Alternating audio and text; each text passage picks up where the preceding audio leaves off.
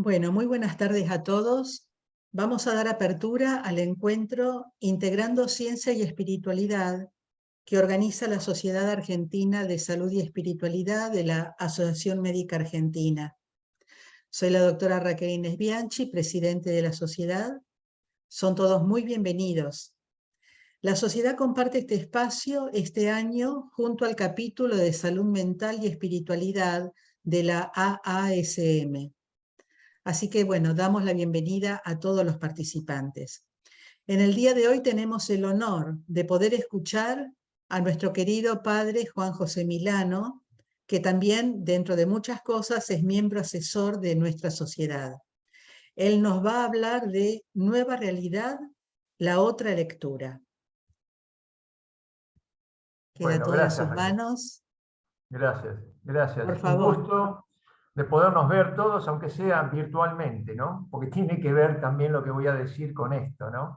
Siempre decimos los docentes que nada reemplaza la presencialidad, ¿no? Son supletorios, pero bueno, la presencialidad genera más empatía, un encuentro más dialógico que esta situación. Pero bueno, es lo que hay. Trataré si se me escucha bien, ¿no es cierto? Trataré de sintetizar un poco algo que ya viene un tanto inspirado de una charla que di en la Facultad de Medicina de la Universidad de Salvador, junto con una doctora, sobre los efectos dentro, sobre todo del 2020, en el burnout de los agentes de salud y de los docentes. Así que un poco tiene eso detrás de lo que voy a describir, pero no exclusivamente de eso, sino más global. Pretendo hacer una descripción primera y luego un aporte, tratando de hacer un aporte a superar lo que de negativo haya habido y hay en esta situación.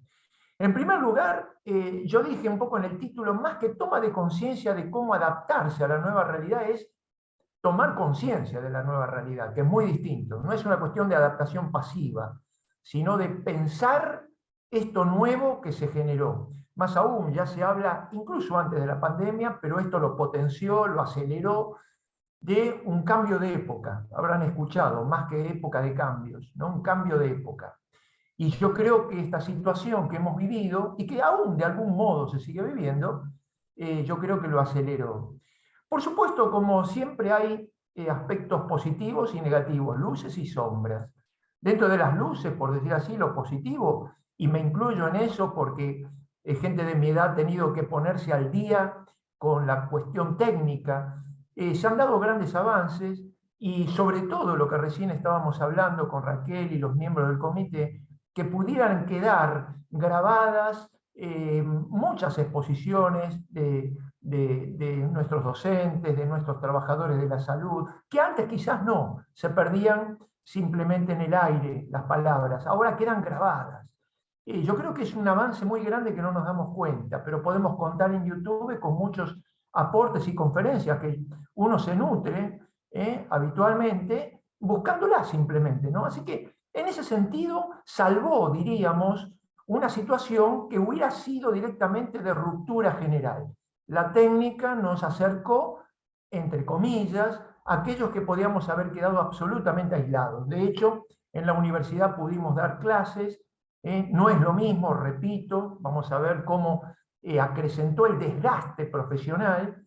Si me da el tiempo voy a hablar también de la fatiga digital, es un fenómeno que también me han pedido un artículo al respecto, no solo del burnout, sino esta fatiga que se va generando en todo aspecto. Pero obviamente fue una parte, digamos, de aceleración de los avances técnicos que nos conectó a personas que quizás estamos muy distantes, incluso en un instituto también que recién me dio la posibilidad de tener alumnos de lugares más distantes, que como ellos dijeron, gracias a esta mediación, podemos acceder a un estudio que de otra manera no podíamos. Así que podríamos sumar mucho positivo, pero obviamente estamos en un ámbito de tratar de superar cuestiones de salud, quizás insistan más en lo negativo. En lo negativo ya sabemos que el aislamiento a nivel personal, humano, ha sido una característica, un desencuentro, decimos, teniendo en cuenta que los que estamos bajo esta óptica de espiritualidad humana en sentido amplio, ¿no? Es lo que se funda en una concepción del hombre que es un ser para el encuentro dialógico. Siempre me gusta definirlo así en su dinámica existencial, ¿no? No tanto solamente en la ontología dimensional, que después voy a leer una perlita que me voy a permitir leer del journal donde se funda la antropología médica, lo debe saber Raquel, algunas médicas también, en el 52, 1952, vamos a ver qué interesante cómo era la mirada en salud integral sobre este hombre, que hoy yo estoy ahora afirmando que el aislamiento, por supuesto, fue un efecto muy negativo, muy negativo, ¿no? La falta de encuentro dialógico entre personas, ¿no? Aún suplido por los medios técnicos, pero no es lo mismo. Por supuesto generó un terreno para también, como siempre dice el dicho que nos decían nuestras abuelitas, ¿no? A río revuelto, ganancia de pescador. No podemos tampoco cerrar los ojos que este tema, más allá de la pandemia, es la cuarentena, es decir, el manejo que hizo el ser humano de esta situación, por supuesto también dio ganancias, así como pérdidas, también ganancias, algunos intereses, tanto económicos como ideológicos, no podemos omitirlo, ¿no? Una mirada sesgada, parcial, y una imposición a veces también que se dio en algunos ámbitos, ¿no? De una forma bastante dictatorial, vamos a verlo esto, ¿no? Y por tanto, se dio, digamos, a mayores facilidades para manipular las voluntades, ¿no? Humanas. Este cambio de época que he mencionado también ya se venía diciendo antes de esta situación disruptiva, podemos llamar situación disruptiva, se venía hablando del tiempo o de la era del poshumanismo, ¿no? O de la posverdad, con todo lo que tiene de grave, nada menos que un título así. ¿Qué me quieren decir con esto del poshumanismo, posverdad? Y sobre todo, el transhumanismo. Atenti, el transhumanismo que primero se presenta como la superación de límites, ¿no es cierto? Porque entra todo lo que es la nanotecnología, toda esta ingeniería genética, etcétera, etcétera, como para superar límites físicos, sobre todo, pero también mentales, intelectuales, donde se avanza cada vez más en este transhumanismo que no sabemos a dónde va a terminar. Lo cual también en todo el tema bioético está implicado en esto, ¿no? Y creo que los que estamos en bioética tenemos que estar muy atentos, como siempre, hasta dónde, ¿no? Avanzar sobre el ser humano con, por supuesto, los eufemismos que siempre se utilizan, ¿no? Palabras muy elegantes y muy lindas de superación de límites. Nadie se opondría a superar un límite, por supuesto, pero hasta dónde este avance sobre lo humano del hombre, ¿no? Lo humano del hombre, ¿no? También se puede hablar de superación, ¿no? De paradigmas. También ya se está hablando, como algo que, bueno, hay que superar, como que en ese paquete de lo que hoy diríamos nuestros valores de siempre, porque hay cosas que cambian con la cultura, obviamente, como los ropajes, los colores, todo eso puede cambiar tranquilamente, pero también hay en ese paquete, digamos, a veces va, porque esta es la estrategia, meter dentro de un paquete bueno de superación y cambio, quizás también valores que no pueden cambiar, porque el valor es un valor ayer, hoy y mañana. ¿Cuáles son los valores intocables de los cuales no podemos tampoco negociar y cuáles sí pueden cambiar con el tiempo y la cultura? Yo creo que solamente estoy haciendo una descripción, ¿no? Después una propuesta. Por tanto, la pandemia reveló de algún modo debilidades, tanto colectivas, sociales, diríamos, como personales. Por supuesto, las confianzas en los poderes, las cuestiones socioculturales, ¿no? Las seguridades, diríamos, en general. El hombre de golpe, podríamos decir casi simbólicamente, un microbio lo puso de rodilla a nivel mundial, ¿no? Y esto impactó, fue, por eso decimos, disruptivo, o sea, fue un golpe duro que llevó a después a efectos personales, ¿no? Desde desmotivaciones, inseguridades, miedos, ¿no? Depresiones, ¿por qué no? Irritabilidad, etc. Y a nivel personal, esto, ¿no es cierto? Lo que sabemos que, por un lado, voy a distinguir dos, como siempre, lo negativo y lo positivo. En lo negativo, los psicólogos y psiquiatras lo conocen mejor que yo, se ha potenciado cosas que ya eran preexistentes, por supuesto. Nadie se vuelve ni maniático, ni obsesivo, ni paranoico por esta situación, pero sí se potenció lo que ya existía de algún modo. Es fácil ver, y lo hemos visto sobre todo después del 2020, 2021, y hoy estamos viendo los efectos de la cuarentena, claro, es decir, del manejo muchas veces equivocado que se hizo del encierro y el aislamiento, que solamente daría para una gran reflexión de cómo impactó en los dos extremos etarios, niños y ancianos, ¿no? Cómo impactó este aislamiento, yo diría salvaje, ¿no? Donde los ancianos morían solitos, muchas veces sin poder ver a sus familiares, bajo esta cuestión de no ponerlos en riesgo. Pero si bien los salvaban del virus, se morían de tristeza. Y a los niños ni hablar lo que le costó y le cuesta a muchos, sobre todo los que nacieron en esta etapa, la sociabilidad que no le fue dada, que le fue impedida durante estos, para un niño, 2 largos años. Para un adulto no es nada quizás, pero para un niño ha sido crucial. Pero por supuesto, se potenciaron los TOC. Por ejemplo, piensen en los obsesivos de la limpieza. Hasta a veces nos podemos hasta sonreír de cómo aumentó el exceso de la limpieza a un grado sideral, ¿no? Imagínense en un obsesivo las paranoias, ni hablar. Fíjense qué curioso lo que se ha hecho con los médicos, de llegar de aplaudirlos a perseguirlos. Lo sabemos muy bien lo que pasó. Primero, los héroes. Después los paranoicos veían entrar el médico en su departamento y querían que prácticamente dejara el hogar, no solamente se sacara los zapatos, era un peligro latente el médico en su propia casa, ¿no? En el edificio, etc. Así que las paranoias también se potenciaron, ¿no? Lamentablemente. El miedo, el vigilar al vecino, me consta porque lo he visto en gente que me han consultado, que se perseguían entre vecinos a ver quién entraba, quién no entraba, quién no se limpiaba, quién se limpiaba. Una cosa espantosa, realmente, ¿no? Que yo digo que ha hecho más mal que el virus, para mi opinión. Después, bueno, podremos discutirlo. Las fobias, las adicciones que ahora se está viendo, cómo también los que eran adictos se volvieron más adictos, obviamente. En toda esta situación de miedo, de angustia, sabemos que un adicto se sobrepotencia en su adicción.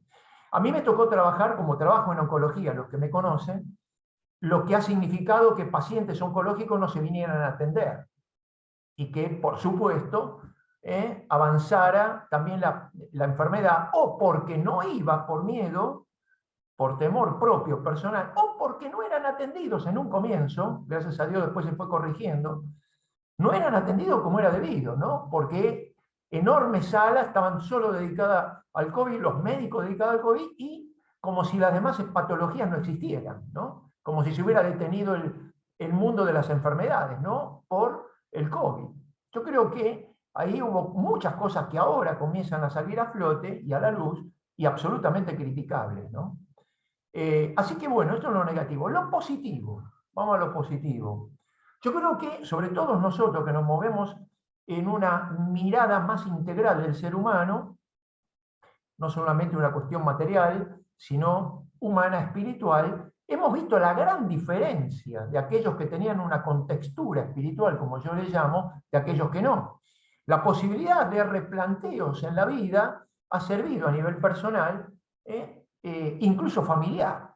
Es curioso, ¿no? En este encierro hay familias que se han unido más y otras que se han desunido como las mejores, ¿no? Porque en la convivencia afloran cosas, ¿no? Que quizás en la indiferencia de cuando cada uno va a lo suyo y solamente se juntan para quizás ni siquiera eso, a veces comer o dormir, acá se develaron situaciones que antes no se veían claras. Entonces a algunos los unió y a otros Por eso a mí me gusta mucho, me viene a la mente, ¿no? Y algunos ya me lo han escuchado, esta hermosa frase de Claude Bernard, que para los que estamos en inmunología ha sido para nosotros un precursor del sistema inmune, que discutiendo con Louis Pasteur, nada menos, y por eso se aplica muy bien al tema del coronavirus hoy día, ¿no?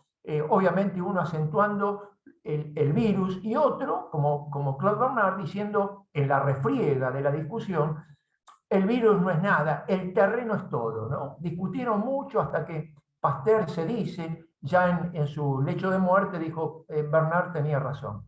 ¿Por qué? Por algo muy simple, lo hemos visto. Las personas son la clave. El virus a uno le afectó, al otro no, a este un resfriadito, al otro lo mató. O sea, no hubo dos, diríamos, que le afectara de la misma manera. Tampoco era una cuestión de edad, como se creía al comienzo. Así que yo creo que esto de Bernard se confirmó. Y así como eso, a nivel orgánico, también a nivel humano, espiritual, que es el campo donde yo más trabajo, que es el acompañamiento de los pacientes, cómo a uno le afectó para bien, diríamos, le afectó en el sentido que supo sacar provecho de esta situación, como diría la famosa frase que yo he aunado de algún modo, porque son muy parecidas las frases que tienen tres grandes que han trabajado situaciones límite, como fue Viktor Frankl, al cual sigo en la logoterapia, y también Cary Jaspers, que también trabajó situaciones límites, y él mismo, porque estuvo varias veces al borde de la muerte, y más actualmente Irving Yalom, ¿no? Que trabajó con pacientes también oncológicos como psicoterapeuta existencial.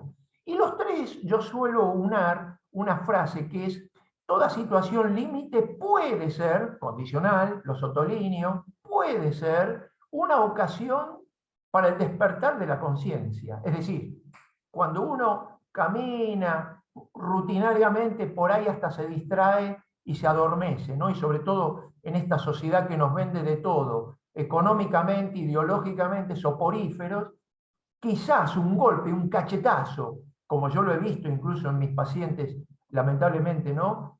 A veces jóvenes que le han dado un diagnóstico oncológico, es un golpe muy duro, una situación límite, que a muchos los despertó sobre cómo venían sobrellevando y viviendo o no viviendo intensamente su vida, ¿no? Es decir, los hizo reflexionar. Por eso no es extraño que a muchos me lo han dicho, esta situación del parate, sobre todo del 2020, que fue el año más duro de encierro, por lo menos para nosotros, hubo países en el mundo que lo manejaron de otra manera, y también salieron bien y a veces mejor, o sea que demostró que el solo encierro no sirvió, al contrario, muchas veces hizo mucho daño a la gente, sobre todo a los más vulnerables, repito, los más vulnerables, ancianos, niños, y aquellos que tenían una predisposición a la depresión, a la angustia, a la incertidumbre, a los miedos, etc. A otros les ayudó, ¿no? Les ayudó. A mí personalmente me ayudó a escribir un libro en todo ese año, o sea que no podía ir a la facultad y daba clases por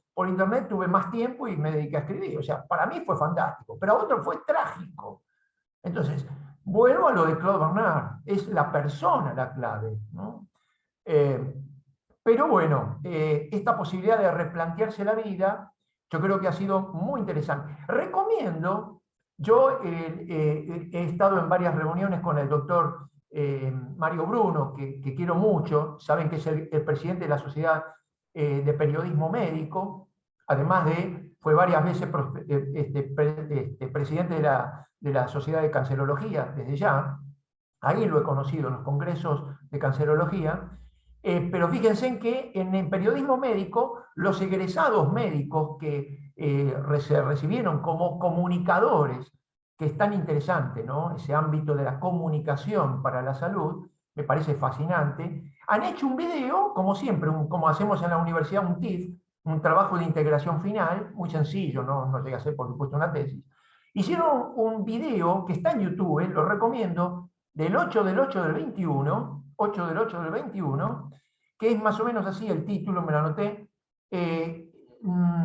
la humana soledad de los pacientes internados y de cómo murieron en soledad. Fue terrible. Ahí muestran en un video breve, creo que de 5 minutos, o un poquito más, los egresados médicos que lo han vivido con toda crudeza, Esta inhumana soledad, así le pusieron el título. Lo pueden buscar del 8 del 21. AMA YouTube, ¿no? La Asociación Médica Argentina, ¿no? A la cual pertenecemos de un modo o de otro, estamos o como invitados o como miembros, como sea, pero yo creo que siempre nos congregamos en distintas formas. Yo sobre todo en los capítulos de oncología nos encontramos con esto, ¿no? Se los recomiendo, véanlo, porque es una crítica entre líneas de los mismos médicos, de lo que han pasado. Ni hablar de cómo se potenció, ya que hablamos de potenciar, cómo se potenció el quiebre de los médicos en esa situación, ¿no? No hablemos de los terapistas, que son los primeros en ir al frente, etcétera, ¿no? Así que habría mucho para considerar sobre esto, ¿no? Luego las comunicaciones globales, que también han sido sesgadas, por cierto, y contradictorias, porque había mensajes de todo tipo. Imagínense la gente aislada, viendo internet o viendo la televisión, siendo invadidas y bombardeadas por cantidad de información sesgada y muchas veces contradictoria, que llevó a una incertidumbre mayor, ¿no? Y a una experiencia de inseguridad, y de ahí al vacío o la angustia había un pequeño paso y depresión, ¿no es cierto? También vale la pena mencionarlo, no es un dato menor, a nivel lenguaje, para descalificar, mutuamente descalificarse, hubo un lenguaje sesgado, lo habrán notado, muy probablemente lo habrán notado, como que se dividía la población. No había término, porque en la ideología no hay término medio, como porque tampoco hay diálogo ni pensamiento, hay descalificación. Entonces hablaba de solidario e insolidario, o sea, según la actitud de cada uno, responsable o irresponsable, lógico o negacionista, progre o derechista. Las cosas más insólitas se han escuchado en mensaje bombardeo sesgados permanentes, ¿no? Y también creó condiciones para ciertos poderes. No nos podemos tampoco hacer taparnos los ojos de que es curioso, nunca los millonarios eran conocidos como ahora. Nunca se habló tanto, ni nunca aparecieron tanto en los medios como un Bill Gates, como por supuesto un Elon Musk, Soros, ni hablar, de infeliz memoria, como suelo decir, aunque no es memoria porque es presente. ¿Por qué uno se pregunta tanto protagonismo de estos intereses, ¿no? Son todas cosas que hay que, ver si la seguridad del ser humano, tras el aislamiento, en el cual divide y reinarás, dice el viejo dicho también, queda en manos de ciertos puntos suspensivos, ¿no? Avanza un poquito más, la propuesta, vamos a la propuesta positiva. Se imagina que todo esto detona un poco lo que he dicho muy rápidamente, demasiado rápido, pero que hay muchos factores que habría que analizar y estudiar. La propuesta es, por supuesto, el trabajo nuevamente con la persona humana, ¿no? El ser humano, que de algún modo, con todos estos acontecimientos, está en riesgo. Ni hay que hablar ahora otra vez de que se quieren a nivel político, sociopolítico, geopolítico, dividir la tierra como pasó en la posguerra, ¿no es cierto? Después de la Segunda Guerra. Parece que estamos nuevamente reviviendo esos años trágicos, ¿no? De Guerra Fría. Lo humano en el hombre es lo que más tenemos que obviamente trabajar, y dentro de esto nosotros nos toca la espiritualidad en el sentido, repito, amplio. Es decir, por lo menos de la filosofía, cuando yo enseño filosofía digo, es lo que distingue al ser humano de los demás seres vivos, ¿no? Que todo será valioso, pero el ser humano, ¿qué es lo que lo distingue? Porque no nos podemos definir por lo que nos iguala. A nivel orgánico lo saben, y sobre todo los médicos lo saben muy bien, que a nivel genético no nos diferenciamos demasiado ni del mono, ni del cerdo, ni de una planta, ni de una rosa, ¿no? Con todo lo que ahora se descubrió genéticamente, somos muy parecidos. A nivel también aparato psíquico también, tienen por lo menos los mamíferos superiores tienen un aparato psíquico, tienen memoria, sensibles. Entonces, nadie se define, o nada, mejor dicho, nada, se puede definir por lo que tiene por igual, lo que compartimos, sino por lo que nos distingue. Y el ser humano se distingue por la espiritualidad, o la dimensión espiritual. Y ahora voy a leerles la perlita, no sé si la conocen, de la Sociedad Argentina de Antropología Médica. fundada en el 52, no sé en qué quedó ahora, pero yo voy a leer un documento antiguo.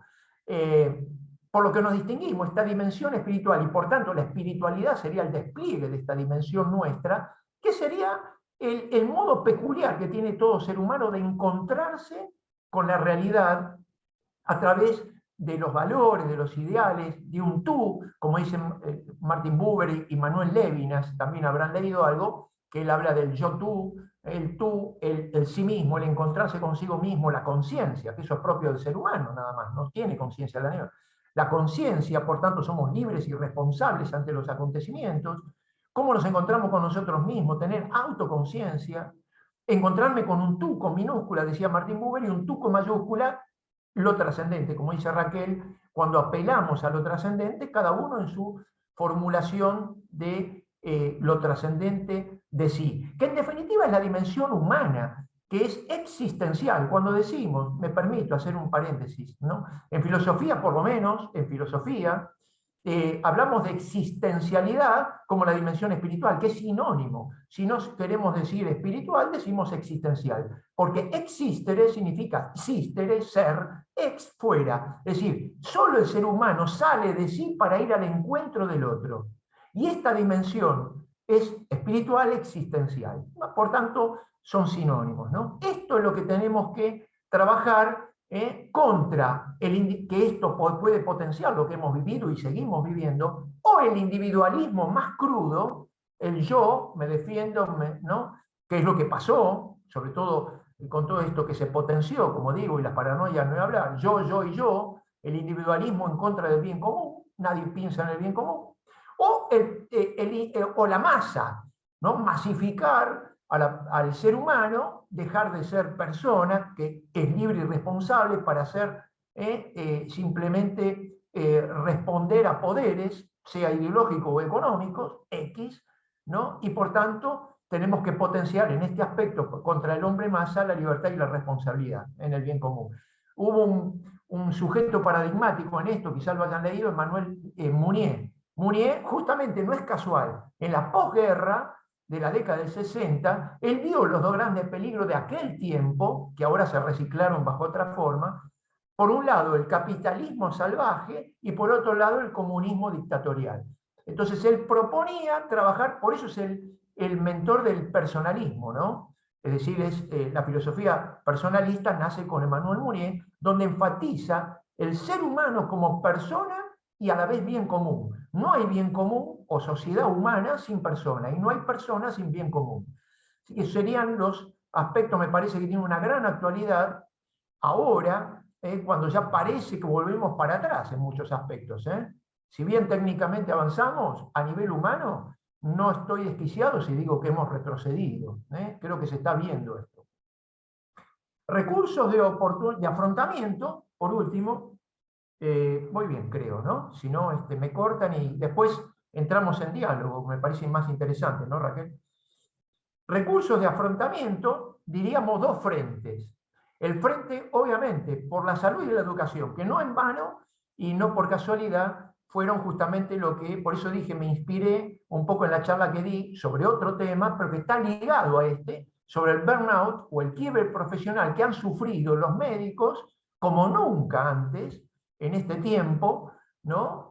Salvaje para los médicos, ¿no? Donde se los presionó de todas formas, y a los docentes. También los docentes se han quebrado mucho, lo puedo decir como ámbito docente en el cual me muevo, se han terminado de agotar. Si antes estaban con dificultades, ahora han terminado, y muchos han admitido que al principio les pareció simpático no tener que ir a la facultad y enseñar desde casa, cuando en realidad esto los perjudicó más, porque vamos a verlo si quieren después en detalle. Pero bueno, no quiero irme a lo específico. Yo diría dos grandes frentes, la salud integral, ¿no es cierto?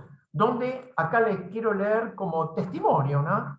He dado hace poquito una charla sobre las 5 veces que vino el doctor Víctor Frankl a la Argentina, y casi coincidió en el 1952, fíjense, en 25 de noviembre de 52, se constituyó en Buenos Aires la Asociación Argentina de Antropología Médica. Muy interesante. Antropología médica, cuyos objetivos eran comillas, el estudio del hombre como ser natural, psíquico y espiritual. Me parece fantástico que diga, fíjense, psicofísico espiritual, o como decían los antiguos en griego, ¿no? Psicosomático noético, mente, cuerpo y espíritu. ¿Por qué la OMS, cuando quiere definir la salud como el completo bienestar, no dice psicofísico espiritual, dice psicofísico social? Lo social es fruto de ser físico, porque soy físico, soy social, es fruto de ser psíquico, porque tengo un aparato psíquico y tengo conciencia, me comunico y soy social, y porque soy espiritual, soy social. Es decir, lo social es fruto de ser psicofísico y espiritual. Es curioso esto, ¿no? Yo creo que en el 52 ya la tenían clara, como dicen los chicos, en la antropología médica. Es decir, ¿qué visión de hombre tenemos detrás de la medicina que ejercemos? Porque toda ciencia, saber o técnica depende de la visión de hombre. Como yo suelo decir cuando doy antropología filosófica, digo, miren, chicos o jóvenes, hasta un economista, un ministro de Economía, que son números, aparentemente son solo números, uno diría que tiene que ver con la filosofía y la antropología, según como ve al hombre, así va a ser el plan económico. Es evidente.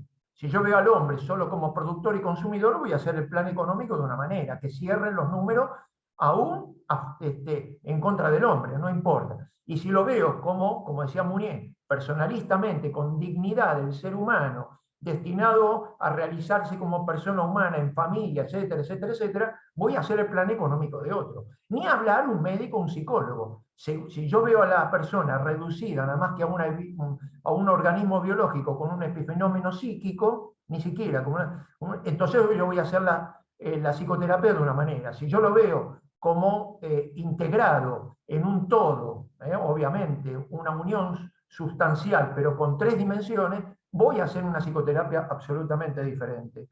Así que fíjense qué interesante, ¿no? El estudio del hombre como ser natural, psíquico y espiritual, considerando la persona humana en todas sus manifestaciones y en las relaciones recíprocas con su mundo, tratando asimismo de investigar los factores científico-espirituales cuyo conocimiento pueda ser de aplicación a las ciencias humanísticas y sociales para propender al bienestar general y el conocimiento del hombre argentino en particular. Fíjense, interesante. Fueron sus fundadores los doctores Mariano Barilari, César Rafael Castillo, José Acevedo Sojo y Jorge David.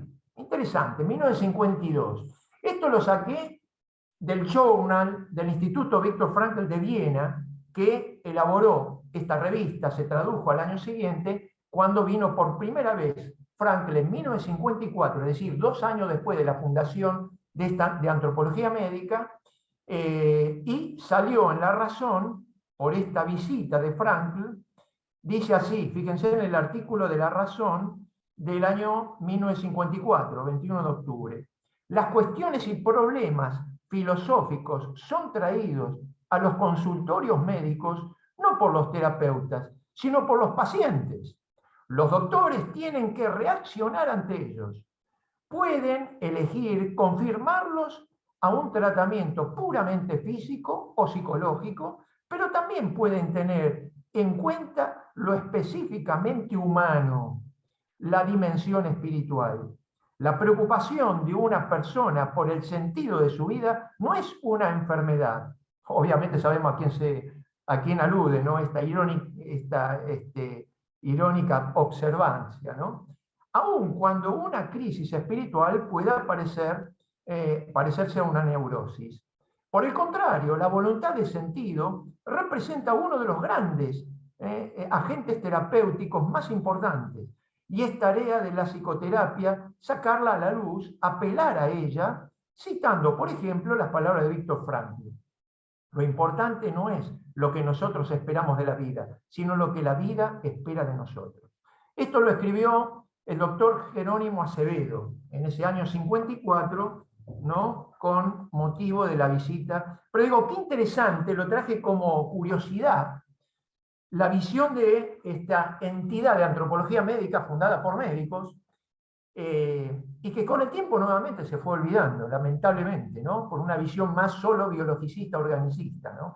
Pero yo creo que tenían nuestros médicos generalistas y de aquel tiempo, tenían muy claro la integridad del ser humano, ¿no? Digo, me pareció interesante traerlo.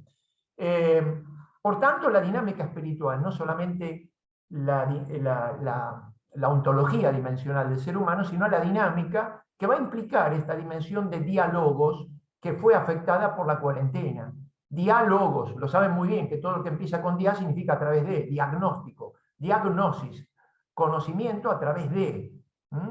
Y esto, el diálogos, es justamente el logos, la palabra o el sentido, a través de el encuentro.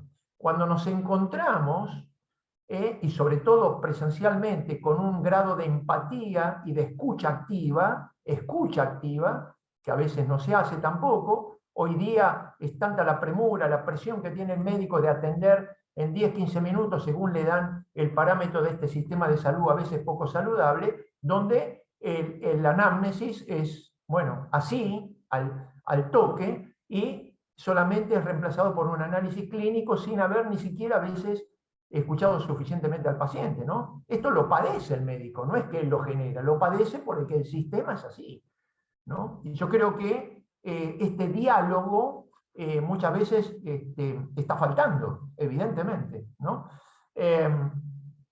También en educación esto se vio y se puede y se debe trabajar para crear, en definitiva, lo que yo digo, como me gusta el tema de inmunología, ¿no? Crear anticuerpos. Anticuerpos, ¿no es cierto? Anticuerpos espirituales, diría, inmunológico en sentido integral de la persona, para que todo esto que nos quiere agredir de afuera o de adentro, o que generamos nosotros, o que nos invade de fuera, estemos bien protegidos. Como ahora estamos descubriendo que hasta el tema del COVID tenía que ver las defensas también y la genética de cada persona. No era posible. Yo, uno de los médicos donde yo trabajo, me dice, ¿cómo puede ser, Juanjo? Me dice, además, ya esto se vio en muchísimos casos. Yo convivo con mi mujer, dormimos juntos, comemos juntos, tomamos mate juntos. Ella se agarró un COVID brutal, yo le tuve que llevar, por supuesto, la aireación artificial, ¿no? El tanque, que esto, que el otro, y yo creí que a lo sumo era asintomático, no, ni siquiera lo tenía. O sea, acá hay mucho que tiene que ver la persona en todo sentido. Entonces, a nivel espiritual, en educación, lo mismo, lo mismo. Todo depende de nuestra contextura espiritual, cómo lo hemos tomado, cómo lo hemos vivido, y qué sacamos de todo esto, ¿no es cierto? Por supuesto, la formación en los valores va a ser crucial en esto. Como diría Viktor Frankl, tanto el grupo de valores vivenciales, es decir, cómo nos impacta y cómo absorbemos la experiencia vital de cada día, los valores creacionales, es decir, cómo devolvemos, por decir así, a la sociedad, al mundo y al bien común lo que hemos recibido y lo queremos devolver con la impronta creativa que cada uno tiene, porque nada vuelve de la misma manera, todos ponemos nuestro sello personal. Y por último, algo muy importante para los terapeutas, tanto médicos como psicólogos, como acompañantes, diríamos espirituales, es los valores de actitud, sabiendo que lo que importa en definitiva no es tanto lo que nos pasa, sino qué hacemos con lo que nos pasa. No somos, diríamos, resultado de nuestros condicionamientos, sino de nuestras decisiones. Esto me pareció genial en Viktor Frankl. Traje también una perlita, si quieren se las leo, todavía tengo un poquito de tiempo, que es una conferencia de él que dio en Brasil en 1984, además de algunas muchas más que yo sobre todo, ¿no? Cuando doy clases, repito, cuando él ni bien sale de la experiencia del campo de concentración, por allá por el 45, donde comienza a poner por escrito todas sus experiencias, que él como neurólogo y psiquiatra, vale la pena recordar que era un hombre de ciencia dura, diríamos, ¿no? Y sin embargo él comprobó la gran contextura espiritual de uno y de otro, ¿no?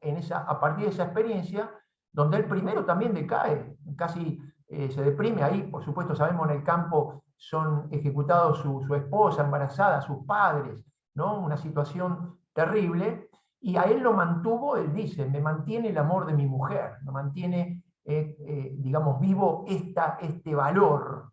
que ya tomó cuerpo, y ni sé si dice está viva, pero lo que importa es que el amor que nos hemos profesado es lo que me mantiene, como diciendo, me agarro de eso que me ha hecho más humano, en definitiva, porque lo que nos hace humano no es, en definitiva, primero el conocimiento, sino cuánto amor vivimos y damos y recibimos, ¿no es cierto? Eso es lo que nos mantiene como seres humanos, ¿no?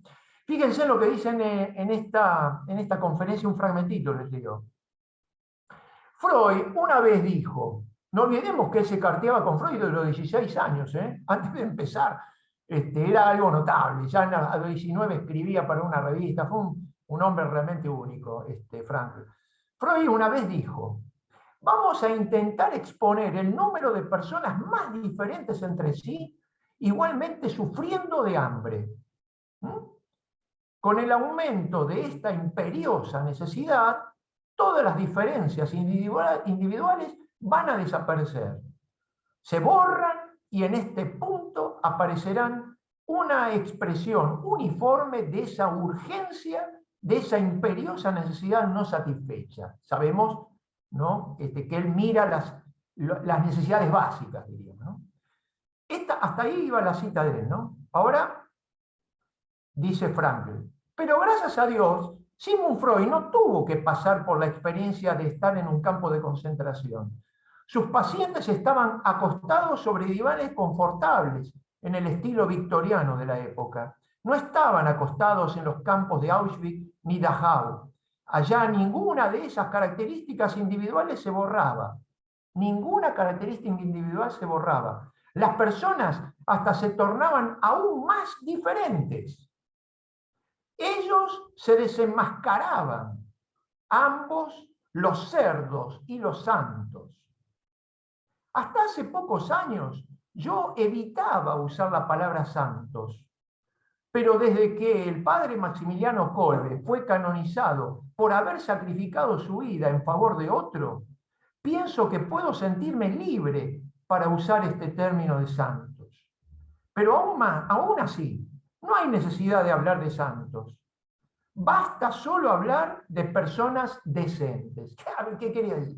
Fíjense, ahí vio, al contrario de lo que había escuchado de Freud, ahí se marcó más la diferencia, porque se desenmascara. Obviamente lo que dije antes, una situación límite hace que aflore lo más genuino de lo más profundo nuestro. Y ante una situación de despojo psíquico y físico, de hambre, de apaleamiento, de sufrimiento extremo, sin embargo, el que era humano se hizo más humano, y el que era una bestia se hizo más bestia. Quiere decir que la diferencia la marca, no las necesidades básicas. El hombre busca placer, no. Ni el hombre solo busca poder, como decía Albert, sino el hombre se aferra y busca aquello de lo cual lo ha humanizado, el sentido existencial de su vida.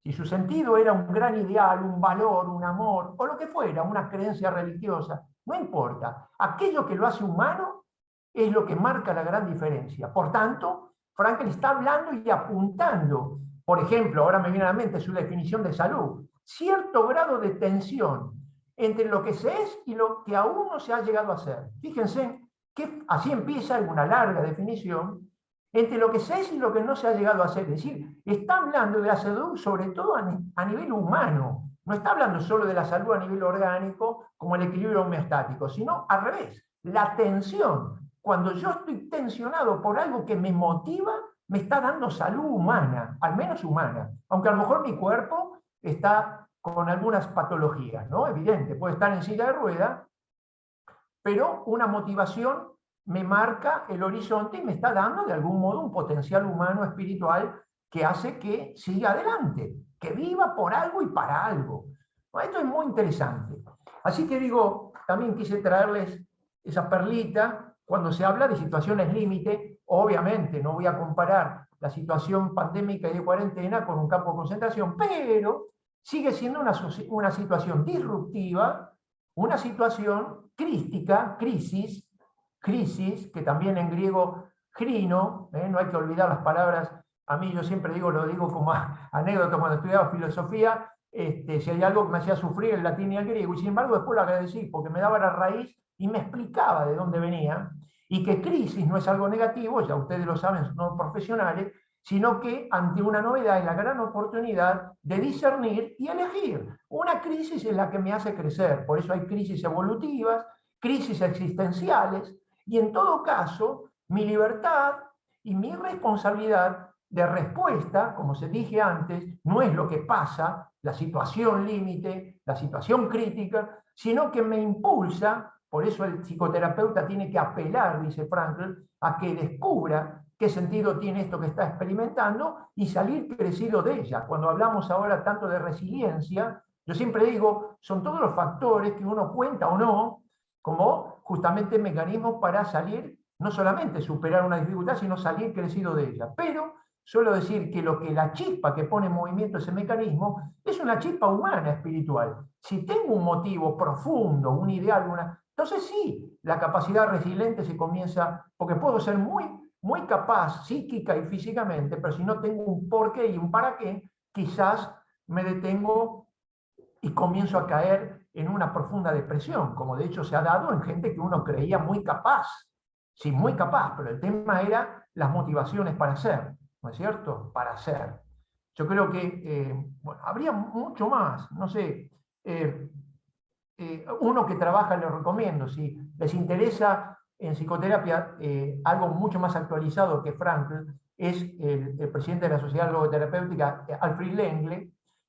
Ha evolucionado mucho este tema del trabajo, de la apelación con el sentido existencial, ¿no? Que son las 4 motivaciones para hacer, muy interesante. Y yo creo que cuando uno aplica, ahora no es el lugar, pero uno aplica técnicamente en psicoterapia las 4 motivaciones en un sujeto que está viviendo esta experiencia o que ha pasado la experiencia de la cuarentena y la pandemia, incluso en casos de burnout, creo que es muy útil, muy interesante. Lo pueden encontrar, creo que en la web hay bastante material, ¿no? En todo caso, esta contextura espiritual me parece que es la clave frente a situaciones que nos han generado, para unos, una oportunidad, que en definitiva cuando yo defino crisis, ¿no? Yo digo, ven, puede ser una oportunidad o puede ser simplemente un parate. Hay gente que se detuvo y retrocedió y hay otros que al contrario, fue una oportunidad de crecimiento. Como siempre, la persona no es un ente más que responde dictatorialmente, mecánicamente, deterministamente. El animal tiene hambre, va y come. O sea, no puede elegir. Yo puedo elegir. Esta es lo que nos hace humano y diferente, justamente, ¿no? Es que nos distingue del resto de los seres vivos, y esta es la gran dignidad del ser humano, irreductible, como es la conciencia, que es irreductible, y que es la que marca la diferencia, a veces hasta entre la vida y la muerte, ¿no? Yo lo veo en mis pacientes y lo he visto también, ahora estamos comenzando a recibir las consecuencias de la cuarentena, no de la pandemia, de la cuarentena. Yo creo que los que son acá psicólogos lo pueden testimoniar, ¿no? Y que ahí dependió, como dije, fundamentalmente de la contextura espiritual de cada persona. Por eso digo, insisto, tanto en salud como en educación, yo creo que tenemos mucho para hacer y que recuperar y que trabajar, sobre todo a nivel persona humana. Me parece, Raquel, que es suficiente.